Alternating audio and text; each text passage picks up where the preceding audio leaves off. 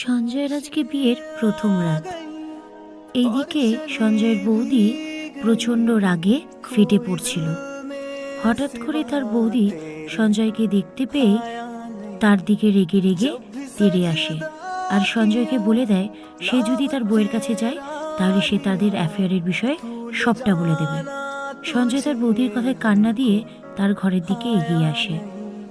এরপরে সঞ্জয় তার বউয়ের ঘরে চলে আসে। তারপর সঞ্জয় তার বউয়ের হাত ধরতেই অন্যদিকে বৌদি প্রচণ্ড রাগে কষ্টে ফেটে পড়ছিল। সে কিছুতেই তার দেওরের এই সংসার মেনে নিতে পারছিল না। সে মনে মনে কিছু প্ল্যান করতে থাকে। এরপরে বৌদি দরজায় এসে তাদের সব কথা কান পেতে শুনতে থাকে। সে দরজায় বাড়ি মারতেই সঞ্জয় আর তার বউ একটু ইতস্তত বোধ করে। সঞ্জয় তার বউকে বসতে বলে দরজার কাছে যায়। সে দরজা খুলতেই দেখে যে তার বৌদি দরজার সামনে এসে দাঁড়িয়ে আছে। সে তাকে বলে তার মেডিসিনগুলো কোথায় রাখা আছে। সঞ্জয় তার মেডিসিন আনতে গেলে বৌদি তার বউয়ের দিকে রাগের দৃষ্টিতে তাকিয়ে থাকে।